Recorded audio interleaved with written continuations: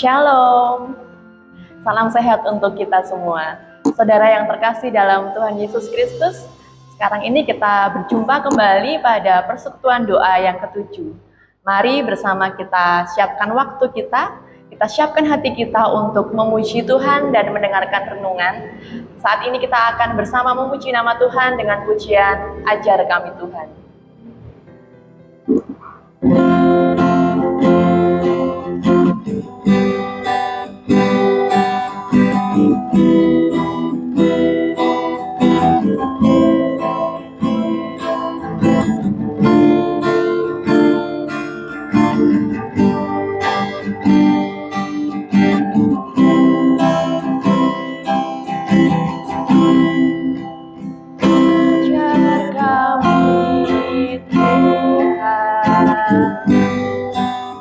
Menghitung hari-hari agar kami beroleh hati bijaksana.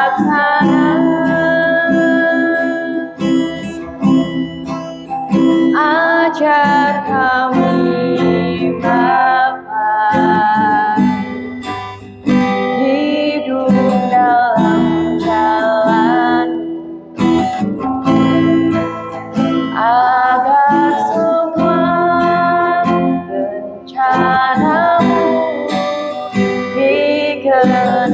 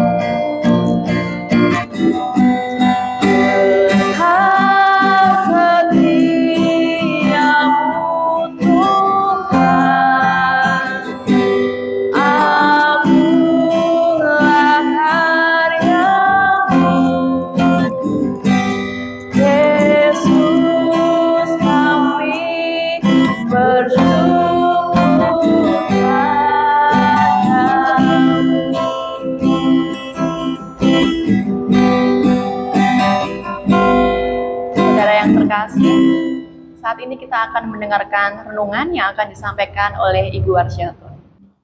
Bapak Ibu Saudara yang terkasih dalam Tuhan Yesus, mari kita bersama-sama menghadap Tuhan dalam doa.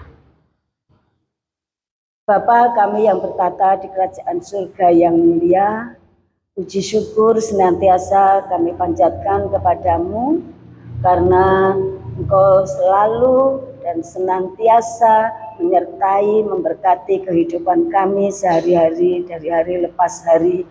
Tuhan tidak akan pernah tinggalkan kami. Khusus pada kesempatan ini, kami boleh memasuki masa Pentakosta, dan pada kesempatan hari ini kami akan memasuki hari doa yang ketujuh. Tuhan kiranya buka hati kami semua anggota keluarga, semua keluarga yang ada di Jemaat Gereja Kristen Jawambagi dan juga dimanapun berada. Biarlah Roh Kudus yang akan berkarya di hati kami masing-masing, sehingga kami dapat menjalankan hidup seturut dengan kehendak-Mu. Tuhan sendiri yang akan berkarya di dalam kehidupan kami. Terima kasih Tuhan, berikan kemampuan kepada kami hamba-Mu yang akan melayankan firman-Mu pada siang hari. Terima kasih Tuhan. Amin. Bapak Ibu Saudara yang terkasih di dalam Tuhan Yesus Kristus, firman Tuhan pada persekutuan doa kali ini akan kami dasari dengan firman dari 2 Korintus 3 ayatnya yang ketiga. Kami akan bacakan. Karena telah ternyata bahwa kamu adalah surat Kristus yang ditulis oleh pelayanan kami. Ditulis bukan dengan tinta, tetapi dengan roh dari Allah yang hidup. Bukan pada loh-loh batu, melainkan pada loh-loh daging, yaitu di dalam hati manusia. Itulah firman Tuhan yang tertulis di 2 Korintus 2 ayat ketiga. Bapak Ibu Saudara yang terkasih dalam Tuhan Yesus Kristus, persekutuan doa pada kesempatan ini yang ketujuh itu dengan judul Ada Banyak Mata. Kita semua mengetahui bahwa saat ini kemajuan teknologi terutama di dunia digital, dunia informasi sangat terbuka buat siapa saja, baik yang ada di kota maupun di desa. Semua orang bisa memanfaatkan teknologi ini, sehingga semua informasi bisa diterima dengan mudah dalam waktu yang cepat. Salah satu contoh pada bulan Januari lalu tahun 2022 ada turis yang datang ke Indonesia kemudian dikarantina di sebuah hotel, tetapi fasilitas yang diberikan oleh hotel tidak sesuai dengan harga yang harus dibayar.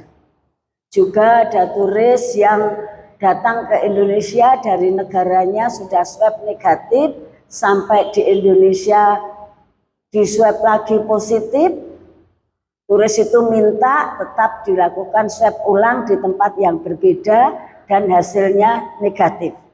Hal ini kemudian diunggah oleh turis itu dengan video dan celotehannya yang tentu saja sangat merugikan bagi kita orang Indonesia dan juga sangat membuat geram banyak orang. Termasuk Presiden kita Republik Indonesia Bapak Joko Widodo sendiri sampai campur tangan. Hal ini tidak hanya mengecewakan, tidak hanya berbuat kejahatan, tetapi sudah sangat merugikan dan mencemarkan nama bangsa Indonesia, yang ujung-ujungnya akan merusak dunia pariwisata Indonesia yang baru mulai akan merangkak lagi. Karena dengan unggahan dari turis itu akan banyak turis-turis yang akan datang ke Indonesia untuk kemudian membatalkan rencananya. Di Indonesia tidak nyaman, tidak perlu ke Indonesia. Itu hanya karena perbuatan salah dua orang. Padahal di sisi lain banyak yang positif. Sisi negatif lainnya juga adanya informasi-informasi yang menjerumuskan bagi kita semua.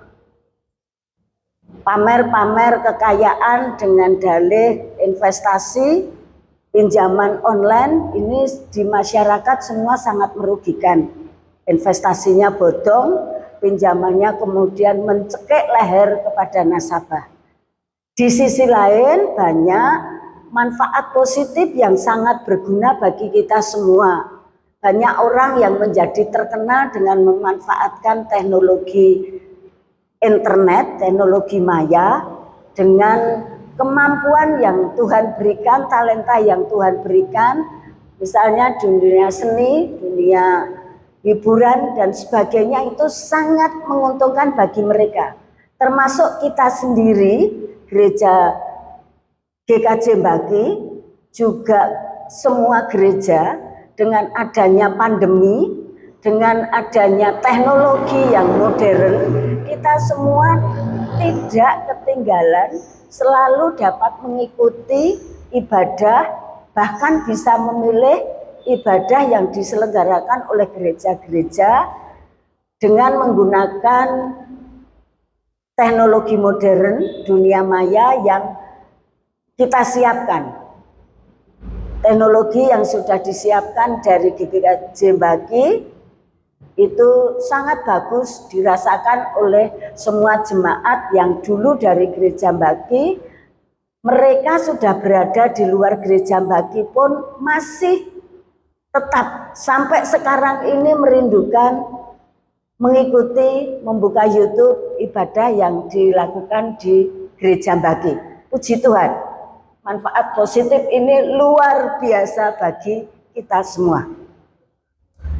Tetapi harus kita ingat bahwa di sisi lain, Undang-Undang Nomor 11 Tahun 2008 tentang teknologi, tentang informasi dan transaksi elektronik itu mengatur tentang transaksi elektronik dan juga teknologi informasi secara umum yang menjadi berkat bagi kita semua untuk bisa melakukan, menyebarkan kerajaan Tuhan di dunia ini melalui teknologi yang sudah disediakan oleh Tuhan sendiri sebenarnya. Bukan hanya karena kemampuan manusia, tetapi Tuhan menyiapkan akan ada pandemi, maka Tuhan siapkan teknologi, kemampuan bagi kita semua. Saya salut kepada pemuda GKJ Mbaki yang begitu cepat tanggap, merespon sehingga mampu melakukan ibadah online dengan kemampuan kita sendiri, tidak harus meminta bantuan kepada siapapun. Itu sungguh hal yang patut kita acungi jempol, yang dulu kadang-kadang banyak orang tua kalau mau melibatkan anak-anak memandang, menganggap bahwa anak-anak itu belum waktunya, belum mampu. Tetapi saat ini tidak ada lagi batasan antara anak, remaja, pemuda, dewasa, dan lansia. Semua terintegrated menjadi satu berkat teknologi. Ini keuntungan yang bisa kita rasakan bersama. Namun demikian, sekali lagi, di luar banyak mata, seperti tadi judulnya, banyak mata.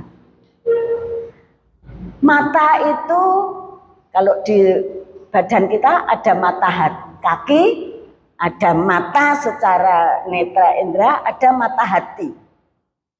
Ada banyak mata di luar sana yang kadang-kadang mengkritik, melihatnya secara tajam dan jahat apa yang kita lakukan. Mereka selalu melihat yang jelek. Segala sesuatunya dianggap tidak benar. Sehingga apa yang dilakukan oleh siapapun dibuat menjadi informasi yang bisa merugikan kepada orang lain, bahkan bisa menjerumuskan seseorang sampai masuk ke penjara karena dianggap berbuat jahat. Di sisi lain, banyak yang memandang positif akan dunia maya ini, manfaat internet ini, termasuk kita sendiri memanfaatkannya dengan positif. Nah, kita juga diingatkan, seperti tadi saya sudah sampaikan bahwa informasi melalui dunia maya yang dilakukan Gereja Mbaki sangat dirasakan oleh semua pihak. Seperti tadi di firman Tuhan dari 2 Korintus 2 ayat 3, kita diajar untuk bijaksana dan berhati-hati dalam menjalani hidup ini, karena kita adalah surat Kristus yang dapat dibaca oleh semua orang. Artinya bahwa hidup kita mestinya orang itu bisa melihat kita secara keseluruhan. Orang akan membaca kita sebagai surat-surat Kristus yang terbuka.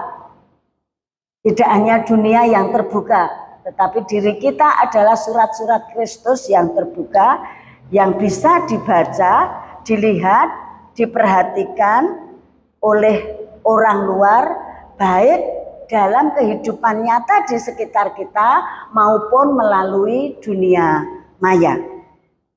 Oleh sebab itu, mari kita memanfaatkan apa yang telah Tuhan berikan kepada kita, kemampuan yang Tuhan berikan kepada kita, karena kita sebagai surat-surat Kristus, agar surat kita ini bisa dibaca orang lain dengan benar.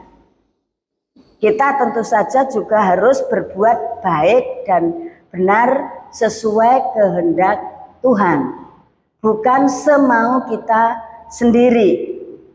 Di dalam kehidupan sekarang ini masih banyak yang membutuhkan sapaan kasih kita.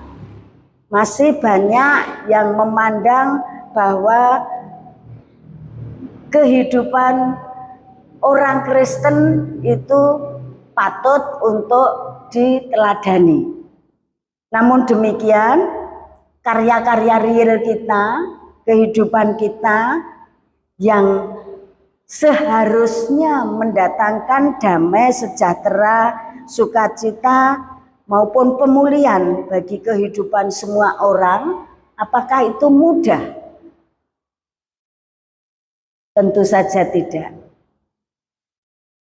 Ada dua hal yang harus kita perhatikan, yang harus kita lakukan supaya kita menjadi surat-surat Kristus yang bisa dibaca orang lain dengan baik dan benar. Yang pertama, kita harus menyatakan nilai-nilai kasih yang telah Tuhan lakukan dan telah Tuhan Yesus ajarkan kepada kita dalam kehidupan kita sehari-hari, baik melalui kehidupan nyata maupun di dalam kehidupan dunia maya.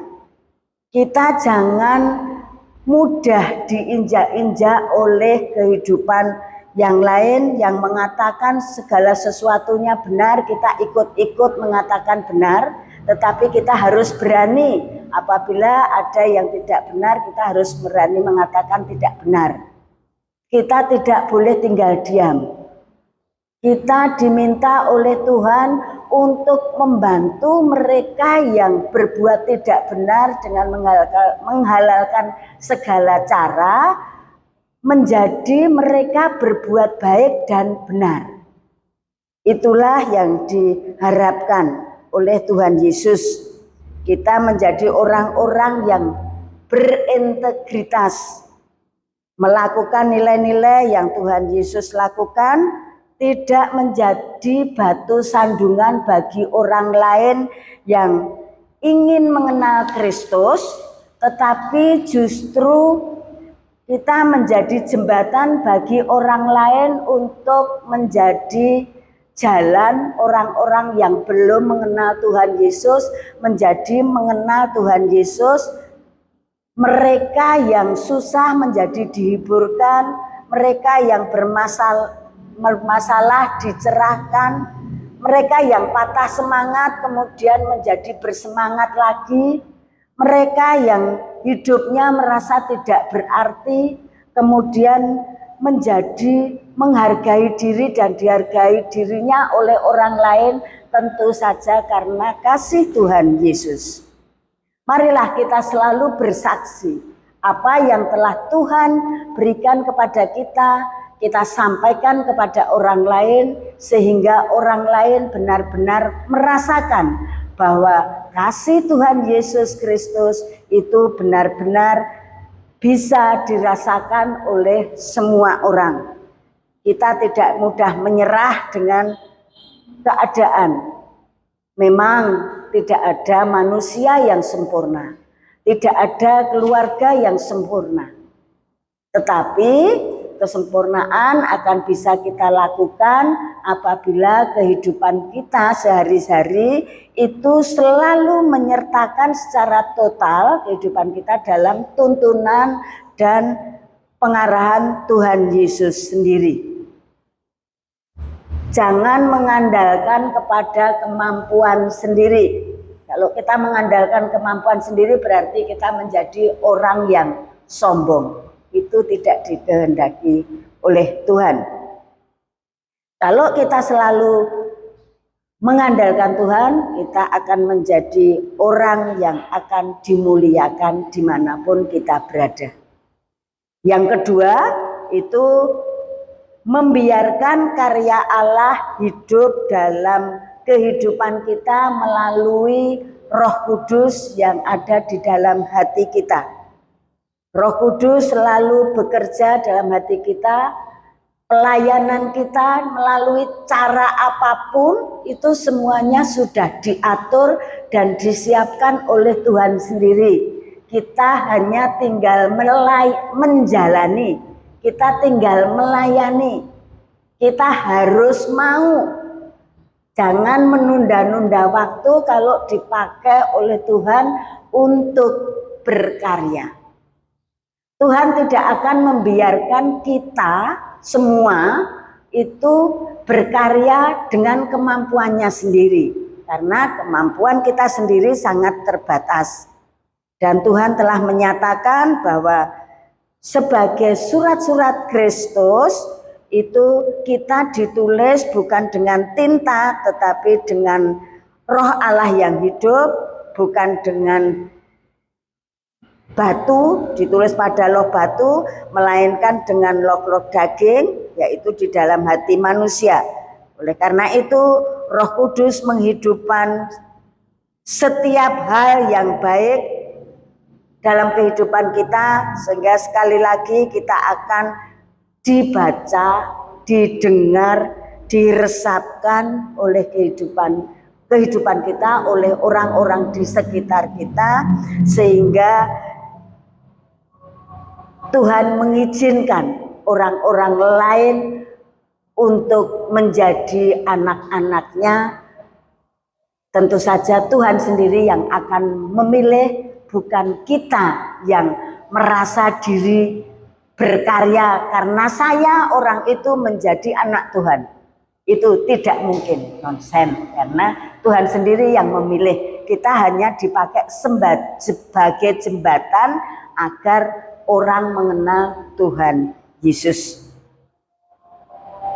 Mari kita semua menjadi surat-surat Kristus yang terbuka bagi semua orang, bagi semua mata, sehingga orang di sekitar kita akan dicerahkan oleh Roh Kudus dan mendapatkan berkat Tuhan dan menerima sukacita, damai sejahtera. Kita menjadi spirit yang positif bagi orang di sekitar kita, baik melalui dunia maya maupun dunia nyata.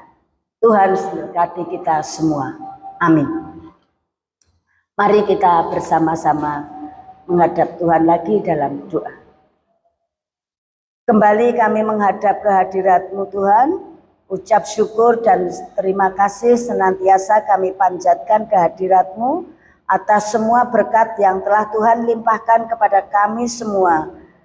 Khususnya pada masa Pentakosta ini, kami boleh merasakan karya-Mu yang agung melalui Roh Kudus yang ada dalam hati kami masing-masing, sehingga kami boleh menjalankan kehidupan di tengah-tengah kemajuan teknologi yang semakin pesat ini, baik di dalam kehidupan nyata maupun kehidupan di dunia maya. Kami semakin dirasakan oleh semua orang bahwa kami adalah surat-surat-Mu yang bermanfaat bagi mereka semua. Biarlah kami menyatakan kasih kami kepada semua orang melalui nilai-nilai kehidupan yang telah Tuhan ajarkan kepada kami semua, sehingga hidup kami semakin berarti.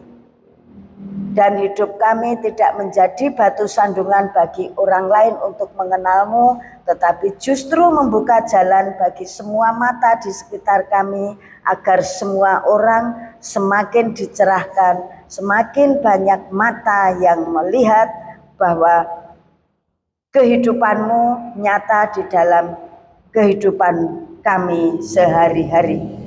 Kami juga berdoa untuk gereja-Mu, Gereja Kristen Jawambagi ini, juga gereja-gereja lain, semua pendeta, panitia, komisi, dan jemaat-Mu di dalam menjalani kehidupan sehari-hari senantiasa mengandalkan Tuhan, mengandalkan kuasa Roh Kudus yang ada di hatinya masing-masing, sehingga dapat berkarya sesuai dengan talenta yang telah Tuhan berikan kepada kami semua, sehingga kami semua benar-benar dapat berkarya di tengah-tengah kehidupan sehari-hari, kehidupan gerejawi, kehidupan di tengah masyarakat, kehidupan nyata maupun kehidupan di dunia maya.